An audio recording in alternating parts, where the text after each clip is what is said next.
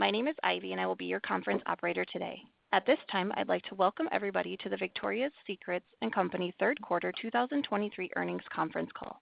Please be advised that today's conference is being recorded, and all parties will remain in a listen-only mode until the question-and-answer session of today's call. I would now like to turn the call over to Mr. Kevin Wink, Vice President of External Financial Reporting and Investor Relations at Victoria's Secret & Company. Kevin, you may begin. Thank you, Ivy. Good morning, and welcome to Victoria's Secret & Company's third quarter earnings conference call for the period ending October 28, 2023.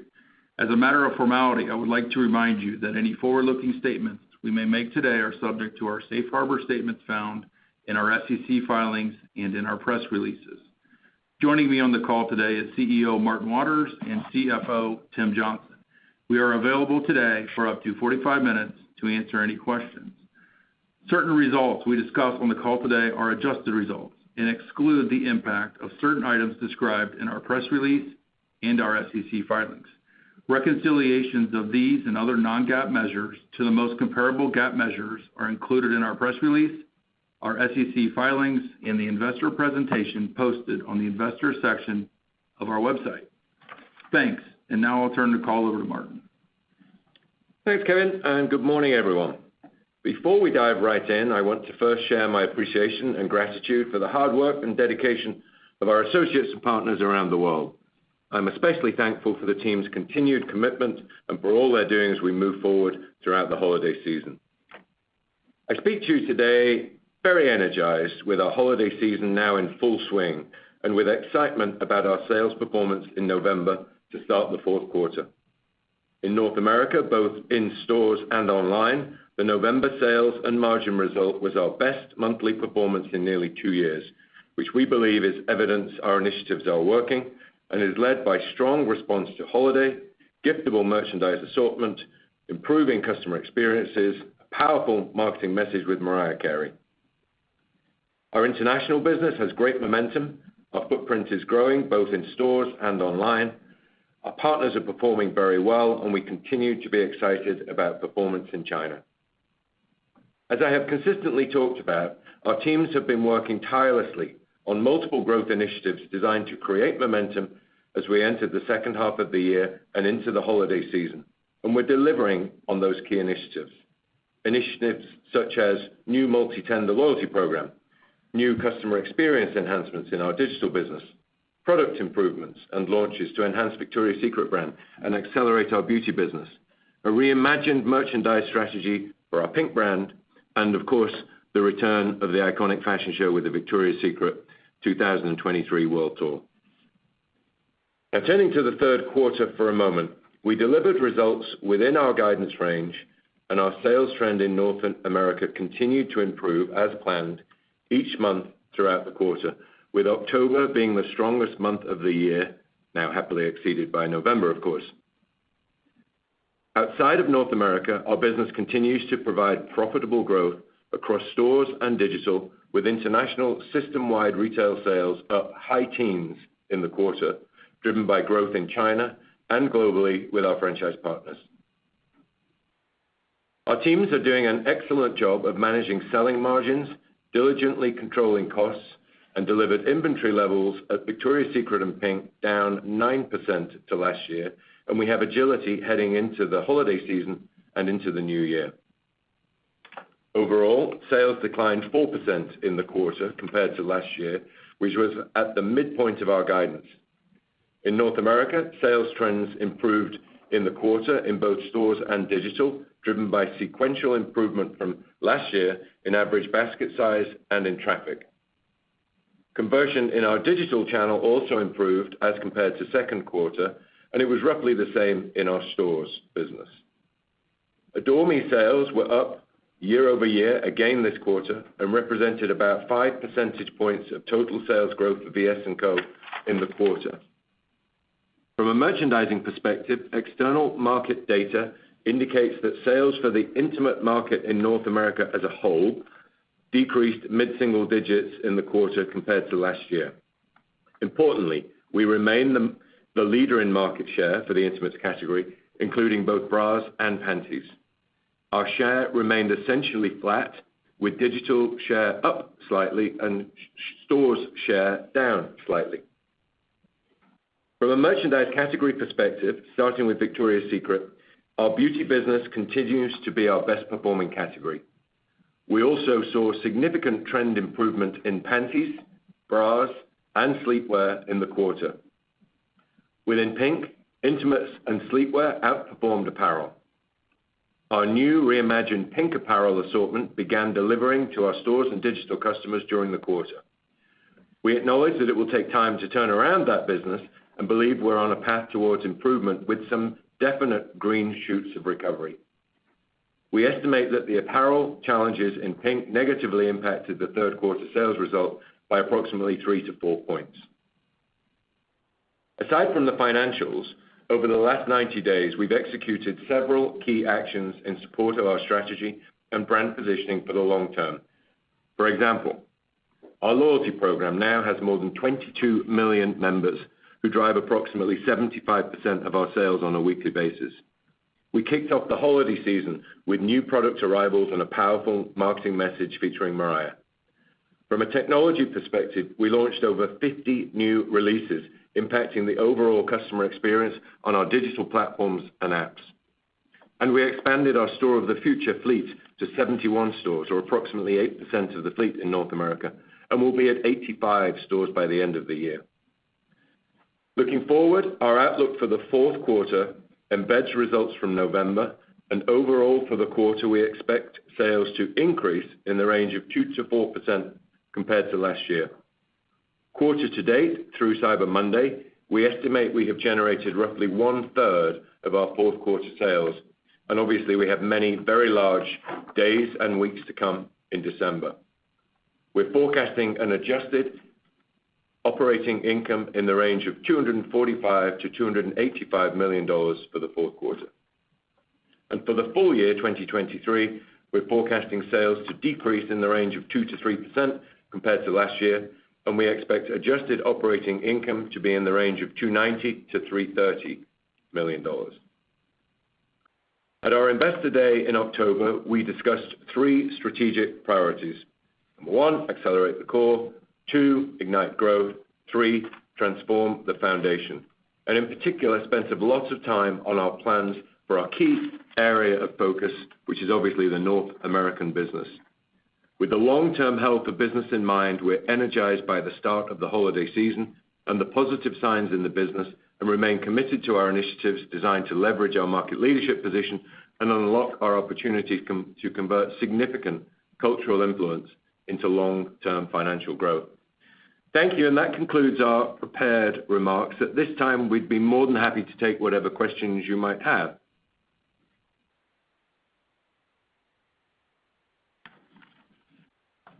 Thank you. We would now like to open the phone lines for questions. If anyone does have a question, please unmute your phone, hit star 1, and record your name clearly when prompted. Excuse me. Again, that's star 1 to ask a question. Our first question is coming from Simeon Siegel. Please go ahead. Thanks. Hey, guys. Good morning, and congrats on the progress quarter to date. So, Martin, the quick growth in the loyalty program is really great to see. Can you elaborate on what you're seeing in terms of the revenue impacts from that multi-tender loyalty program? Maybe just speaking to any changes or early learnings you're seeing. And then congrats on the ongoing success in beauty. Just what is the beauty margin versus the other categories? Thanks, guys. So thank you for the question, Simeon. Not much extra that we can give you, I'm afraid, at this point. I'll go to TJ on the margin question. But, loyalty, as I said, we're over 22 million customers now. It's 75% of our revenue. It's kind of the bedrock of the business. The most important aspect of that program is the data that it gives us and our ability to match data about sales with data about customers, which enables us to personalize experiences and personalize marketing. The upside for that will really be in 2024 rather than in December of this year. But, it's laying the foundation for the future. And, that program was a long time in the build, so we're super excited to have it launched and so well received. It also will be the basis for many new customer experiences that will come in 2024. The first one being leverage from the Adore Me acquisition, Try On at Home. But there will be other member services that will be linked to the loyalty program that we'll be excited to launch in 2024. TJ, do you want to take the margin question? Yeah, I think on the second part, Simeon, the beauty business tends to be favorable margin rate relative to the company average. I think it's important to note that as we move through the third quarter and on into the fourth quarter, we expect beauty to be a leading category in the store. It is one of several contributors to why we believe Q3 was a bit of an inflection point for us and seeing merchandise margin rates go higher year over year. So we're excited about the beauty business. We've got big plans for it for the holiday season, margin accretive, and based on everything we've seen and read, was very top of mind during the Black Friday week with customers. Might also say, agree with all that, TJ, that the strength in the beauty business is coming across all areas. It's in fragrance, it's in mist, it's in all areas really pulling forward. So very pleased about that. Next question, please, Ivy. Next, we'll go to the line of Dana Telsey from Telsey Group. Please go ahead. Nice to see the progress. As you think about PINK and apparel, any update on the progress there, timing of some of the newness? I think some of it was coming in the third quarter and what you're seeing. And then just on the Store of the Future, how did those stores perform relative to the base, even during the weekend? Thank you. Yep, thanks for the call, Dana. As you know, we identified a year ago that the PINK business had some challenges, had some difficulties, and we recommitted to the role and purpose of the PINK brand being the on-ramp for Victoria's Secret, and we talked about that at our investor conference. We also clarified the market that we're serving and the market that we're not serving, and both of those two statements require a significant adjustment in the merchandise that we were offering. We identified 4 chapters that we'll focus on: the player, the code, the base, and wink. And we've had some really good hits in our first run at merchandising to that new agenda. You know, some of the green shoots that we've seen have been in bras, in bralettes, in basics, in skin tones and nudes. Some of the fun and whimsical product we put out for Halloween just blew out, was gone by the end of September. The Chloe and Halle merchandise is a very clear hit. Specifically, the fold-over cotton flare pant has been a very big hit and sold out straight away. So we know we're going in the right direction, but as I said at investor conference, we decided to buy PINK very cautiously. It didn't make sense to me, to us as a leadership team, to swing for the fences and assume recovery straight away. So we've been very cautious in our buys, and we look forward to chasing into what's working for spring 24. So don't expect an enormous amount of recovery in the balance of this quarter. Do expect us to continue to make progress into 2024. I hope that helps. We also made progress in reducing the size of the inventory in PINK, which had got away from us a little bit. So significantly higher productivity coming out of a smaller number of choice counts. TJ, do you want to take the Store of the Future? Yeah, on Store of the Future, Dana, we haven't necessarily broken things out, I'll say, by quarterly performance. I would just suggest to you that the overall trends of Store of the Future that we called out at Investor Day, particularly around store remodels, getting a low double-digit lift, that is holding and actually building as we move through the third quarter. So I would take that as a good early indicator from a holiday perspective.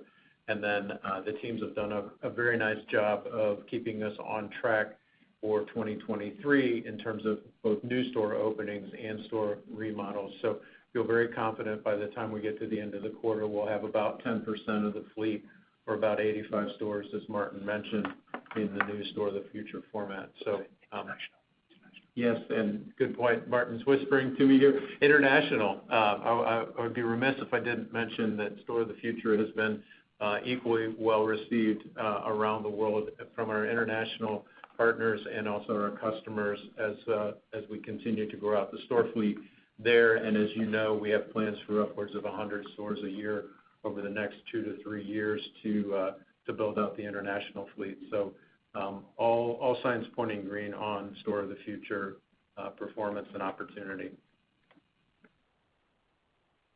Thank you.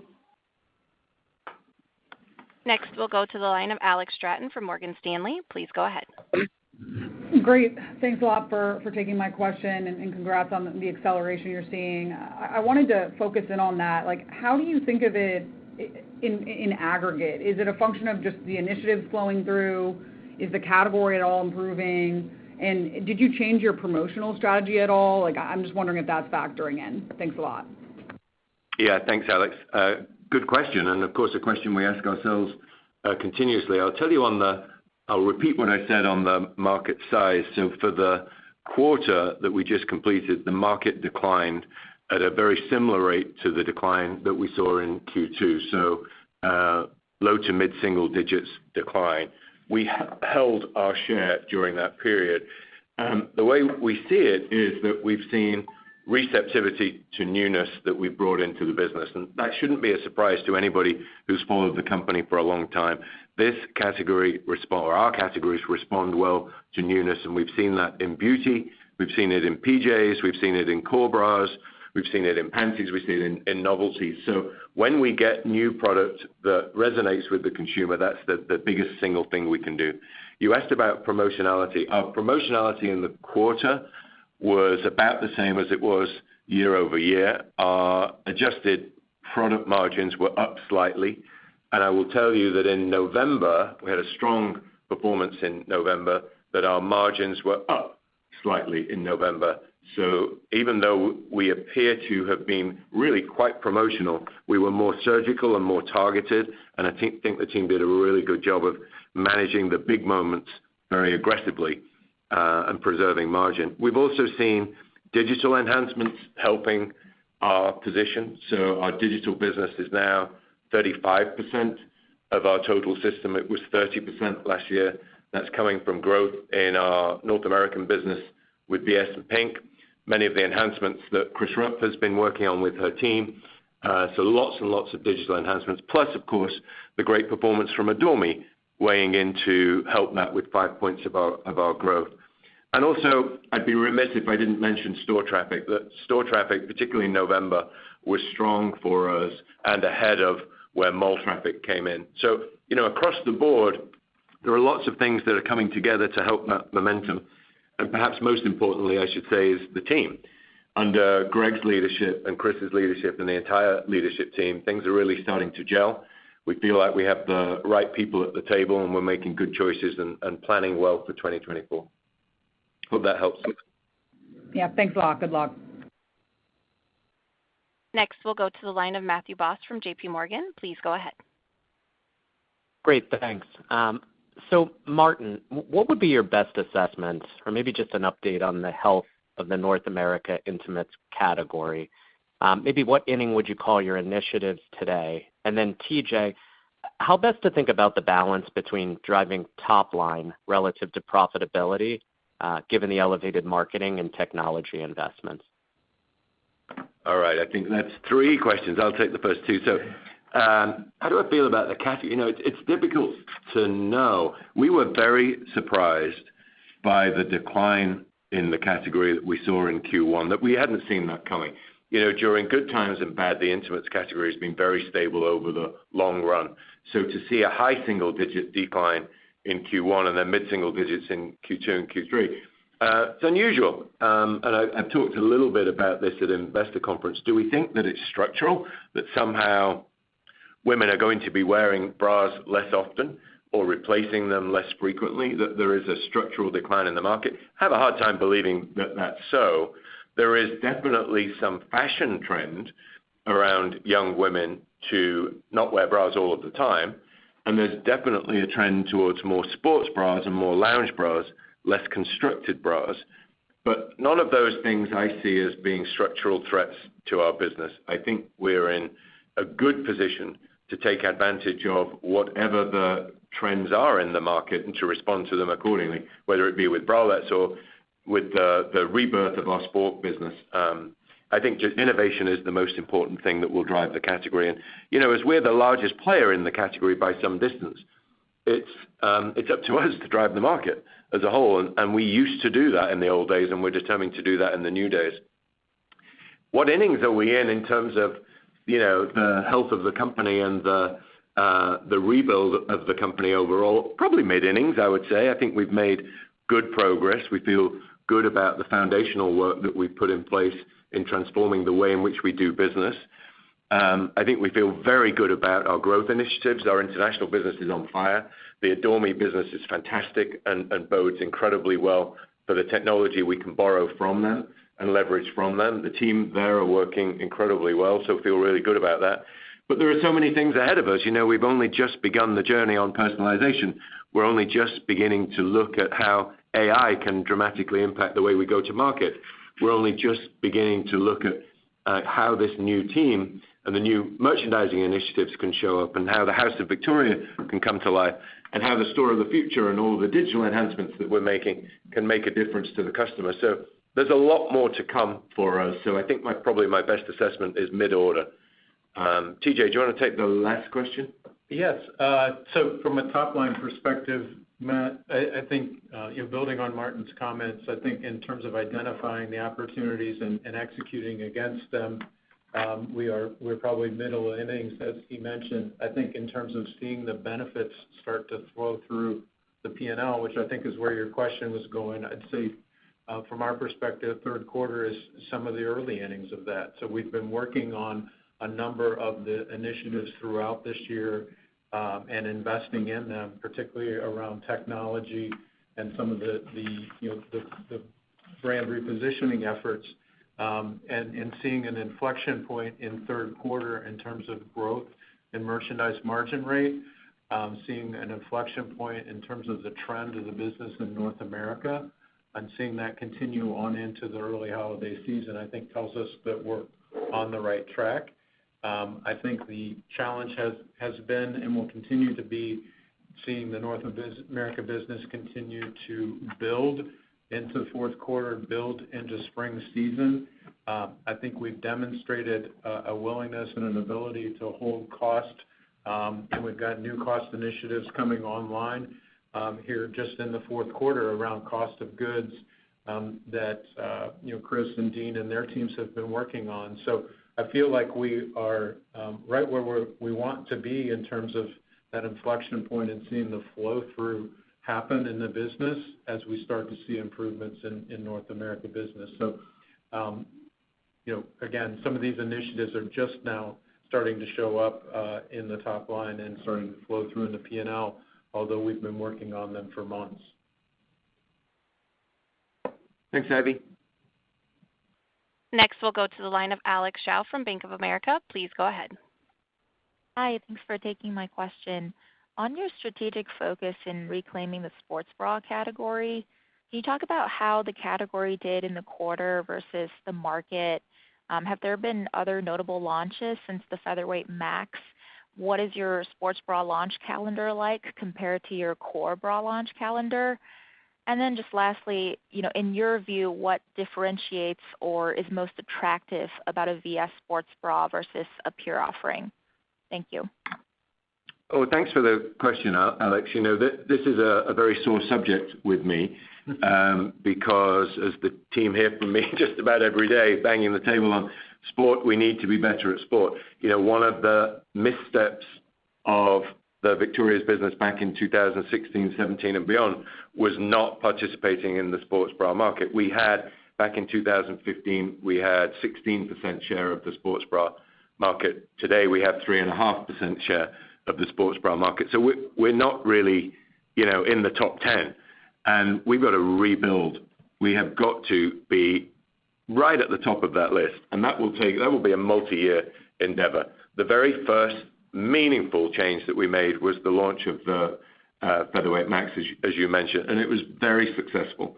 The next phase is to expand that, color multipliers, line expansions, and we'll be facing into that in January and pulling forward as much sport as we can for the new year, new you momentum that there is in the market. So some more newness coming in January, but honestly, the big relaunch of sport for us will be later in the year, and that's just because it takes time to make a really good product. We're not looking to compete with tubes and with unstructured, sports bralettes. That's not where we will win. We will win by leveraging technology with the best vendors in the world. So you asked the question, why would we be good at it? Or I'm paraphrasing slightly, but what gives us confidence that we can be good at that? Well, bras is a technical product. It's particularly technical product when there's excessive movement required, and that's what sports bras are for. We know more about bras than anybody else on the planet. We have better and longer relationships with the best manufacturers in the world. They have the access to the best technology, and they'll give it to us first. We have access to the best raw materials. You put all of that together with our design capability, it's a category where we should be the best.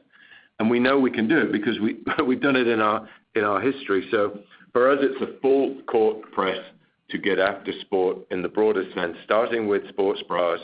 But I wish I could wave a magic wand and happen more quickly. It will be through the balance of 2024, and we're taking a long-term view of the opportunity rather than just rushing to newness for the sake of newness. So that's probably not the answer that everybody wants, because we'd all like to click our fingers and see us be aggressive in sports bras quickly, but it will take some time to get back to full strength in that business. Hope that helps.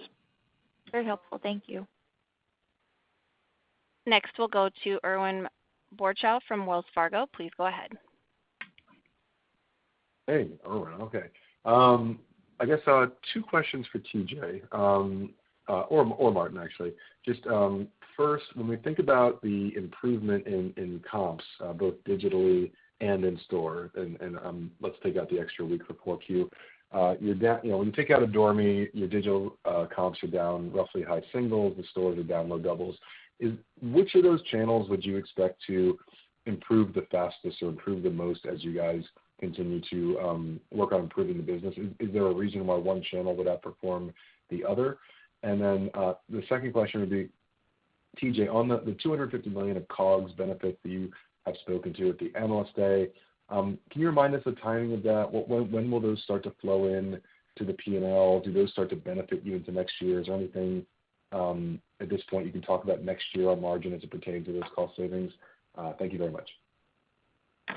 Morning, Ike. You sounded surprised that the question came to you. I'm happy to take the first, and TJ will take the second. So, as it relates to the difference between the two channels, and two channels is kind of an old-fashioned way of thinking about it, as there are more channels emerging all the time. But let's take it as digital and stores. Historically, we were in a very strong position in digital. We got there early. However, over the last 4 or 5 years, other people developed capabilities in digital that we didn't have. And when this management team took over, one of the first things we identified is that we were not world-class in digital experiences. Other people were further ahead of us. We had to catch up. Also, as you know, most of the new competition that has come to market in the last 5 years is digital. There aren't many new store entrants, but there are loads of digital entrants. So the focus for us has been in the digital arena for those 2 reasons: stronger competition, and our offering was substandard and underweight. So in building new capability, our biggest area of focus is that digital channel. And we've been adding things like fewer clicks to get to product, removing category landing pages, visual search, shoppable video, barcode scanning, non-crawlable text, enhanced linking capabilities, all that kind of stuff, using AI-powered personalization. Those sorts of things we're getting into. And that's some of the stuff that's been in the 50 releases that we had during the third quarter. So just really accelerating the pace. And it's starting to work in that, as I mentioned in prepared remarks, our share in digital increased slightly during the quarter. So I think overall, in terms of the market, the forecast, industry experts' forecast is that the category will move from 31% in digital where it is now to about 41% over a 3 to 5 year period. We expect to at least keep pace with that, maybe accelerate faster. We certainly expect to gain share in digital. Let me address stores. Stores is an area where we were kind of overweight. We feel that we had a better store experience than anybody, still do. So how come we've lost a little bit of share? That's a surprise to us. It's a significant area of focus for Becky Behringer, who leads that business. And we're leaning into it to be the best that we can possibly be. I see no structural reason why we should give an inch of share away in stores. We have a better store fleet than anybody else in the market. We're renovating that fleet as fast as we possibly can. We're adding new technology like Crave, now in 181 stores. So both channels are important to us, and I'm expecting that we will gain share in each of them. TJ, do you want to take the other question? Absolutely, and I agree with Martin's comments on the different channels. Ike, you're referring to the Transform the Foundation goal that we put out at Investor Day that was $250 million over a 3-year period, 2023, 2024, 2025. That was a combination of both expense and cost of goods. We did comment that cost of goods would be the majority of it. As it relates to 2023, we did say about a third or a little less than a third, so think $80 million of benefit in 2023. We did mention that the majority of that would be expense, particularly through the first 3 quarters of the year. And then as we get to the fourth quarter, which is where we are now, that's when the cost of goods sold benefits would start to show up. And that is happening. So the teams are delivering as expected on timeline, on target from a dollars perspective. And that was one of, a couple of different enhancers in our fourth quarter forecast. So as we move into 2024, the large majority of the benefit from a Transform the Foundation standpoint will be cost of goods, and is, again, one of the reasons why we believe the margin inflection point at third quarter will continue through fourth and on into 2024. So we're on track, feel good about 250 over a 3-year period, feel good about how it's cadencing through the P&L as expected. Thanks so much. Yep. Next, we'll go to the line of Mauricio Serna from UBS. Please go ahead. Thanks. Good morning, and thanks for taking my questions. I guess just wanted to understand first if you could talk about what was the underlying sales growth in the Adore Me brand in the quarter. And then on PINK apparel, I think, the previous quarter, the drag on sales was 2 to 3 percentage points, and this quarter was 3 to 4. So just want to understand what was the driver behind that. And then just very lastly, on the SG&A front, I think if I look at the guidance for 4Q, I think it implies SG&A dollars will be up mid-teens in 4Q. And that seems, elevated compared to what the growth rate was in the first half of the year. And I know third quarter was the fashion show, but just want to understand what is embedded in that in SG&A dollar growth in 3Q. Thank you. Yeah, we can be very quick on the first two, and then TJ, you can take the third if you wouldn't mind. Mm-hmm. So we're not pulling out the underlying sales growth for Adore Me. We're not giving that level of specificity of the business of that size. Suffice to say that Morgan and team are running the business in a very smart and intelligent way. We're seeing growth year over year. We're seeing profitability. Morgan and I had a conversation about this earlier this week. We're seeing very smart investment in marketing. If the investment makes sense, if the ROAS is there, then we'll make it. If it's not, we won't. So I feel very good about that management team and the capability that we have in that team, and we can learn an enormous amount from them. So super excited about Adore Me, but not breaking out any specificity for that business. As it relates to PINK apparel and the drag, there isn't really a material difference between Q2 and Q3. There's maybe a point either way, but it's not material. The extent of the decay in that business is a significant cause for concern. It was identified a year ago. We've been putting strong steps in place. As I said earlier, we've seen some green shoots that we're focused on. The main recovery will come in 2024 when we can really start to be more aggressive with our buys. TJ, on SG&A? Yeah, on SG&A, Mauricio, the growth year over year in the fourth quarter is a combination of probably 4 or 5 different factors. I think the first one is obvious in that Adore Me is in our numbers this year, was not in our numbers last year. I think the second one is also pretty clear that we have an extra week of both selling and expense that flow through the fourth quarter this year compared to last year. Next, continuing the trend of the year, investments in technology, which are showing up in enhanced digital capabilities and also completing separation efforts.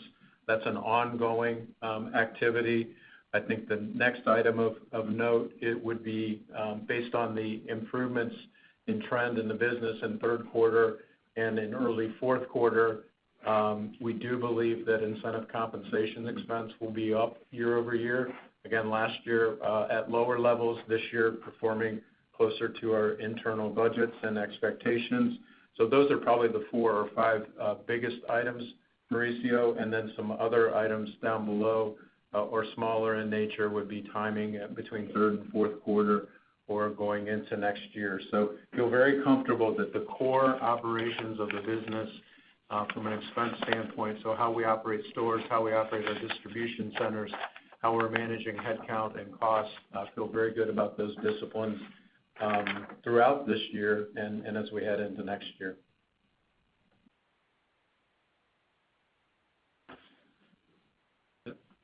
Ivy? Yep. Next, we'll go to the line of Jonna Kim from TD Cowen. Please go ahead. Hi there. Thank you for taking our question. This is Katie on for Jonah.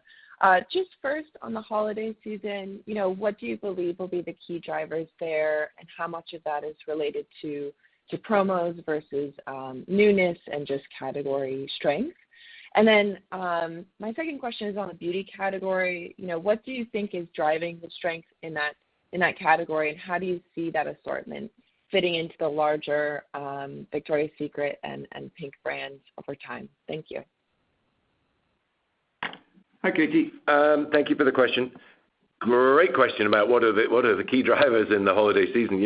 It's a really interesting period we're in because I don't know if everybody knows, but this particular calendar year has the longest number of days between Thanksgiving and Christmas, which is 31 days. So we have kind of a long season. Is that a good thing or a bad thing? I think it's a good thing. It gives us opportunity to really tell multiple stories. And the truth is, between the balance of the two things you mentioned, newness and promotions, it's some of both. It's some of each. Generally speaking, when people are looking for gifts, they go to tried and tested categories, like PJs, but they want new PJs. They want different PJs. They want something different, something they've not seen before. And so, carefully adjusting the assortment to bring newness that's skillfully done, that represents something that's new and different, maybe in fabrication or fit or design, to a category that's an established gift-giving category is a good place to be. And we feel very good about the assortments that we have. I was in store last night looking at what we have and seeing the customer reaction, and I think we're very well positioned. We've seen early strength in those giftable categories. The second part is that, times are tough. We are in a difficult economic environment, and when those kind of conditions exist, people do lean more into value for money. And so being at the kind of in the ring for the fight, so to speak, is important to us. And we're not just competing against other people in our category. We're competing against jeans, against apparel, against beauty, against, all sorts of different players. So our goal is to balance the mix of storytelling between newness and innovation and hard-hitting value for money, get it now while it's here, promotions, and we should tell both of those stories equally well during December. Your question about beauty, beauty has always been a big part of the Victoria's Secret business. We have over $1 billion business in beauty. Fragrance has a very close adjacency to lingerie. We're genuinely really good at it. We have the number one selling fragrance in North America. The line in Bombshell, the line extensions that we've had of Bombshells, the seasonal extensions have been terrific, really, really strong. And the team continue to bring newness to the category, particularly in mists and lotions. So we have a great team with great capability and a really good, strong brand. And by the way, that's a global business. The strongest part of our international business is our beauty business. It was the foundation, the start of the international business was beauty. And we know that the brand competes against the best brands in the world. When we put Victoria's Secret Beauty, and Arun and his team are responsible for this, when we put Victoria's Secret Beauty into department stores worldwide against the best brands in the world, we're right up there in the top 1, 2, 3 brands. So beauty isn't in any way an afterthought for us. It's absolutely central to what we do, and I'm very proud of the team that's leading that. TJ? Very helpful. Thank you. Welcome. Yep. Okay, I think next question, Ivy. Next, we'll go to the line of Janet Kloppenberg from JJK Research Associates. Please go ahead. Good morning, everyone, and congrats on the progress. I was encouraged at the Analyst Day or the Investor Day that you had seen some green shoots in PINK apparel, but maybe your inventory levels were too light, Martin. And I was just wondering if that's a constraint right now, or if you're still working through some of the merchandising challenges there, and if you're pushing out the turn in PINK apparel to later in 24 as opposed to earlier in 24. And then I think you're calling for comps in December to moderate versus where they are right now. And I'm wondering if that's because you think that, if you have tougher comparisons, or if you think that you'll have AUR pressure because of promotions picking up. Thank you so much.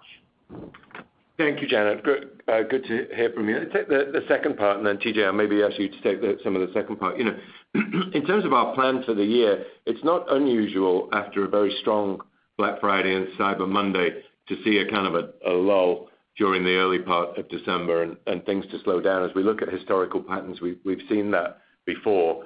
So, we're not being overly optimistic about what we see for December, but equally there's opportunity in that. So that's probably all I can tell you about the outlook for December. TJ, feel free to add in a minute. As it relates to PINK, your two observations are yes and yes. I mean, both right. Are we constrained on inventory on the best product? Yes. The best stuff that we put out blew out really quickly, and we wish we had more, and we can't get any more. And are we still working through what the assortment should be? Yes, we are. It's not 100% right. It's better. As I look at the assortment, I feel significantly more proud of the way we show up now. I think it's more relevant to the Gen Z consumer. I think it's a better fit with Victoria, but there's still significant areas for opportunity, and the team that are responsible for it see that completely, and we're all aligned on where it is that we need to go to get after it. I don't think we're pushing back the timeline to late 24. Our expectation is that all through 24, we should be making continuous improvement. Some of the things that have worked well are actually relatively short lead time, like panties. So, we should expect to be quickly into those businesses in spring. Other items are longer lead time, as you know, and may take a bit longer. So it's a work in progress. I'm pleased with the progress that we've made. It's kind of a no regrets decision that we didn't go full on and buy too aggressively for the fall season. I think that would have been a mistake. So, we live and learn, and thank you for your encouragement. TJ, anything else to add on December? Yeah, absolutely, Janet. So after a slightly positive November in North America, we do expect that December will be down year over year. As Martin mentioned, we come off of Cyber Monday, and typically the customer takes a bit of a break. And we do have a longer period between Thanksgiving and Christmas this year, so we do expect the customer to come back in abundance as we get closer to Christmas. So from a planning perspective, we think it's prudent to set our expectations accordingly with that in mind. I think additionally, just setting our operational expense plans at that lower level of sales also helps us. And you know what, if we're a little bit off and the customer comes back sooner and stronger than we think in December, then the flow through will be very high, and we'll be very happy with that. I think additionally, what you might also be seeing in the guidance is we do have expectations that the month of January will also be down to last year. And part of that, Janet, is because semi-annual sale is such a large part of what happens in the month of January, and coming into the quarter with inventory levels in our VS and PINK businesses down high single digits, we think sets us up well to have a very profitable semi-annual sale and not have to move as many units and maybe have some opportunities to be a little less promotional in semi-annual sales. So that does have an impact on the top line. So I feel as if we've set our expectations very diligently for the balance of quarter and position the business that, in the event that things are more robust than we think, the flow through would be very high, and that's a good position to be in. The other opportunity that we have, Janet, is, as TJ said, if our inventories we're expecting our inventories to be clean, is to pull forward spring fashion. So we're actively looking at ways in which we can pull forward newness to help that January period with full price selling. I think we have time for one more, Kevin, do we? Yep. Thank you, Janet. And Ivy, I think let's go with one more question, please. Thank you. And our final question comes from Marnie Shapiro from Retail Tracker. Please go ahead. Thanks, guys, and congrats to the stores. It was a pleasure having to wait online to get in on Black Friday, I have to say.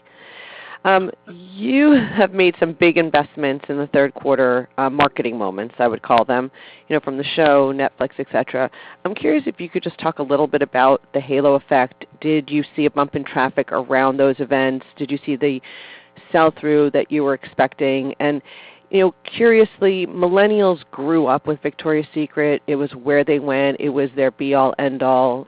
Pink was their baby brand, but Gen Z less so. As they were growing up, Victoria's Secret was sort of, hitting a lot of speed bumps, I guess is the way to put it. So I'm curious if you're now starting to win over Gen Z now, and is Pink the vehicle to do that? If you could just talk about that under the guise of marketing. Yeah, great questions, Marnie, and thank you for asking. Look, we did a lot of resetting of the marketing agenda during Q3, particularly in September and October with the World Tour. Our objectives on the World Tour, as I said at Investor Day, were create a media frenzy, mission accomplished, be part of the conversation of what popular culture looks like now, where we were outside of that conversation previously, and thirdly, to create assets, marketing assets that we could use over a consistent period of time. And we've been able to do all of that. We then followed that moment quickly with the My Wings, My Way campaign, which was kind of a different articulation. And then Mariah, popped out with a very big moment. And so a lot of attention to the Victoria's brand. The key metric that we look at is brand sentiment. And we're sitting at about 80% positive in brand sentiment, which is good. We look at and we track independent research on all of the other metrics like relevance, like intent to purchase, like gets me, there's a whole series of ways in which we measure those. And we're much more focused on how those are moving over time than we are about did you see a lift in traffic? Did you see a lift in traffic is really more about promotional marketing and about performance marketing in the digital arena and in social channels. The moments I just spoke about are more tentpole moments where we're looking to grow, the halo that there is around the brand for the long term. And the, decision about whether those have been good investments or bad investments will take time to reveal themselves. And we're now at the point of deciding what do we want to do for 2024. So we're actively thinking about what the anniversary moment for the World Tour will be in 2024, and we'll make some choices about that in the coming weeks and months. You asked about Gen Zs and millennials. I'm delighted to say that we're over-indexing with Gen Zs. So we're strong with Gen Zs. Gen Zs like Victoria's Secret.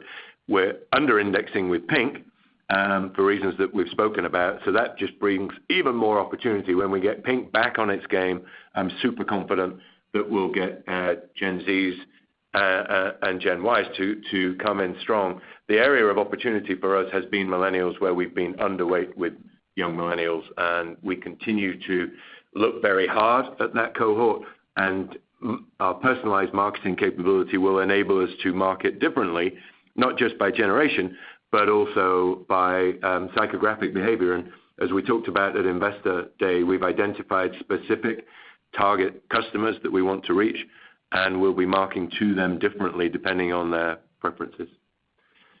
I think we'll call that a wrap, and thank you for that question, Marnie. Thank you all for your interest in our brands. Wish you all a very happy holidays. Thank you all for participating in today's third quarter 2023 earnings conference call. That concludes today's conference. Please disconnect at this time and enjoy the rest of your day.